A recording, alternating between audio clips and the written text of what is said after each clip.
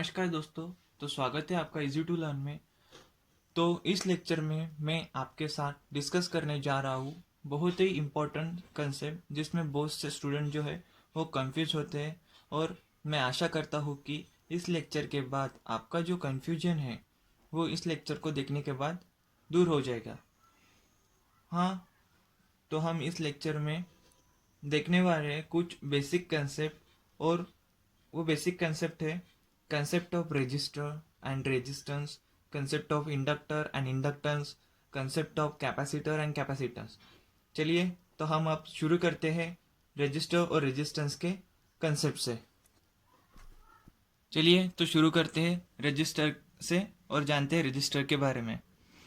Register जो है वो है इट इज़ अ कंपोनेंट और element which opposes the flow of electric current. मतलब कि रजिस्टर जो है वो एक कंपोनेंट है या फिर एक एलिमेंट है जो कि करंट के फ्लो को अपोज करता है। ठीक है, तो अब देखते हैं रेजिस्टेंस के बारे में और समझते हैं रेजिस्टेंस क्या है। Resistance means it is a property of resistor due to which opposes the flow of electric current.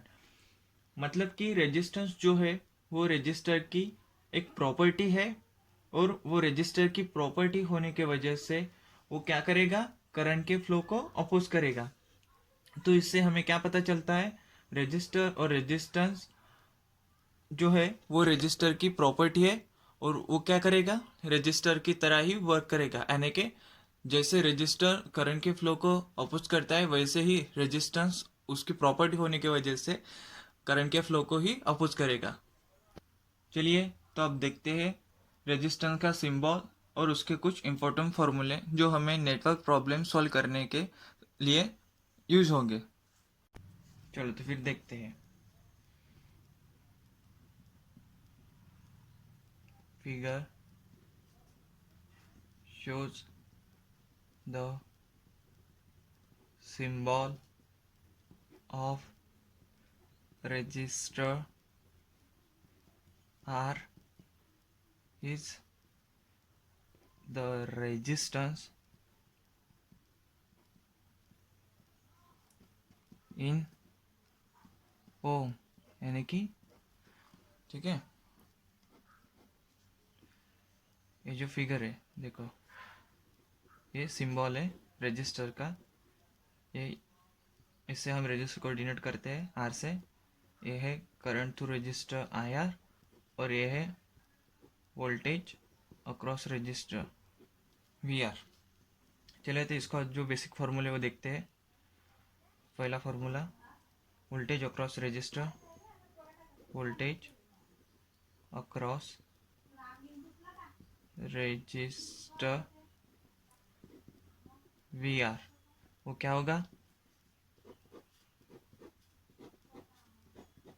देखो, V R equals to I R into R in volts. याद रखने ये फार्मूले बहुत इंपॉर्टेंट फार्मूले है। बी करंट थ्रू रजिस्टर यानी कि आई आर, ये वाला current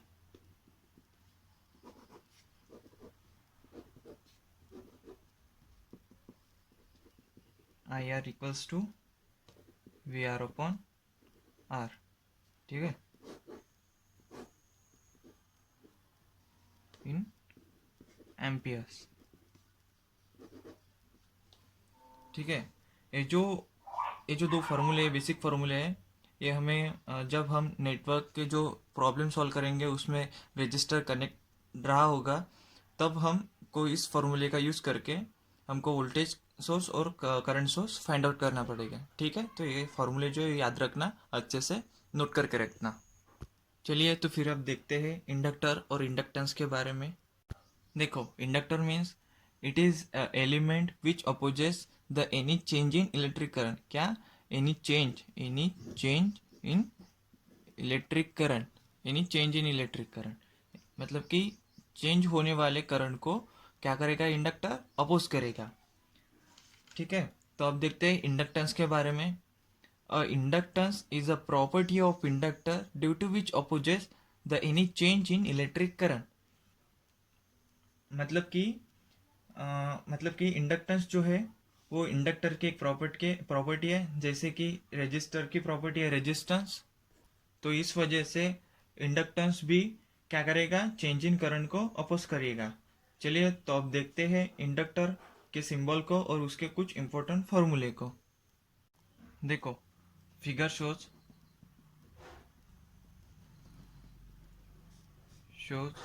the symbol of inductor L is the inductance in Henry H. मतलब कि इसका जो इंडक्टर का जो यूनिट है वो हेनरी है, उसे हम एच से डिनोट करेंगे। चलिए तो फिर देखते हैं उसका सिंबल कि कैसे है। इसकी कुछ नहीं, एक कॉइल रहती है, उसे हम इंडक्टर कहते हैं, उससे हम एल से डिनोट करते हैं। ये जो करंट है, एक करंट थ्रू इंडक्टर यानी कि आई एल, और ये जो वोल्टेज है ये वोल्टेज अक्रॉस वी एल। ठीक है, तो इसके कुछ बेसिक फार्मूले देखते हैं। पहला formula, voltage across inductor, voltage across inductor यानी कि वी एल क्या होगा, V L equals to L into D A by D T in volts. दूसरा फॉर्मूला देखेंगे, current through inductor in I L. इसका क्या फॉर्मूला होगा, I L equals to 1/L into integration of V L into D T in amperes. ये amperes में होगा, ये volts में होगा। ये जो दो फार्मूले हैं, ये वाला और ये वाला, ये फार्मूले इंडक्टर के लिए है वोल्टेज के अक्रॉस में और करंट के लिए। ये जो फार्मूले हमें जब हम सर्किट प्रॉब्लम सॉल्व आउट करेंगे तब वहाँ पे अगर इंडक्टर कनेक्टेड रहा होगा तो हमें ये फार्मूले यूज़ करके वोल्टेज को और करंट को फाइंड आउट करना पड़ेगा। तो ये जो फार्मूले है बहुत इंपॉर्टेंट फार्मूले हैं जो आपको एक अच्छे से बुक में नोट करके याद रखने हैं और इसको सर्किट प्रॉब्लम जो सॉल्व करेंगे वहाँ पे इम्प्लीमेंट करना है। ठीक है, तो अब देखते हैं कैपेसिटर और कैपेसिटेंस के बारे में। Capacitor means capacitor is a element which can stores the energy और चार्ज। मतलब कि कैपेसिटर जो है वो एक एलिमेंट है जो चार्ज या एनर्जी को स्टोर करता है। वो कैसे, वो हम जानेंगे कैपेसिटेंस की प्रॉपर्टी जानने के बाद। देखो capacitance means capacitance is a property of capacitor due to which it stores the charge और energy। मतलब कि कैपेसिटेंस जो है वो एक कैपेसिटर की प्रॉपर्टी है और वो कैपेसिटर की प्रॉपर्टी होने की वजह से वो क्या करेगा, एनर्जी या चार्जेस को स्टोर करेगा। वो कैसे, अब हम देखते हैं। देखो आपको कैपेसिटर का सिंबल तो पता ही होगा कि वो ऐसे रहता है। ठीक है, ये दो प्लेट रहते हैं। ठीक है, इसे सी कहते हैं। अगर मैंने इस दो प्लेट के बीच में वोल्टेज को अप्लाई किया, देखो वोल्टेज को अप्लाई कर दिया, प्लस माइनस वोल्टेज। ठीक है, तो इसके बीच में जो है एक गैप है, ये क्या रहेगी, डाइलेक्ट्रिक मटेरियल से फिल होगी। मतलब कि अब डाइलेक्ट्रिक मटेरियल कौन से हो गए, एयर हो गया, पेपर हो गया, या फिर सिरेमिक हो गया। अगर मैं इसको वोल्टेज दे देता हूँ तो इसमें क्या होगा, कुछ ना कुछ चार्ज चार्ज और एनर्जी जो है वो उसमें स्टोर होगा। ठीक है। when when we are apply a voltage between these two plates, then charge or energy will store on it। चलिए तो अब देखते हैं कैपेसिटर के सिंबल को और उसके कुछ इंपॉर्टेंट फॉर्मूलेस को। Figure shows the symbol of capacitor C. Capacitor को हम सी से डिनोट करेंगे। Is the capacitance in farad. इसका जो यूनिट है वो फैरेड है, उसे हम एफ से डिनोट करेंगे। ठीक है। चलिए तो देखते हैं इसके सिंबल को। जैसे कि मैंने यहाँ पे बताया, इसका जो सिंबल है वो कुछ कॉम्प्लिकेटेड नहीं है, सिर्फ दो प्लेट है। इसको हम सी से डिनोट करेंगे। ये जो करंट है, current through capacitor is I C, और ये जो वोल्टेज है, voltage across capacitor V C. ठीक है। इसके फॉर्मूले देखेंगे।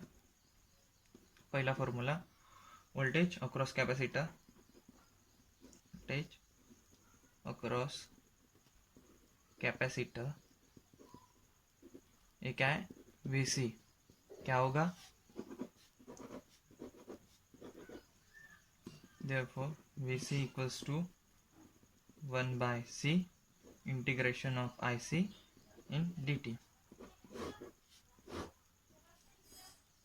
इसका यूनिट क्या होगा, वोल्ट्स।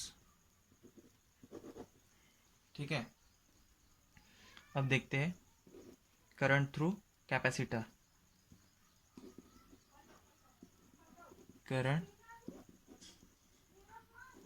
थ्रू कैपेसिटर यानी कि आईसी।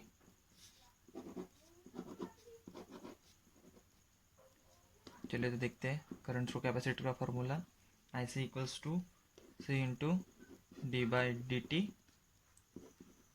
We C. ये किस में होगा, एम्पियर्स में। ठीक है। ये जो है ये कैपेसिटर के लिए, उसके दो बेसिक फॉर्मूले फॉर वोल्टेज एंड करंट।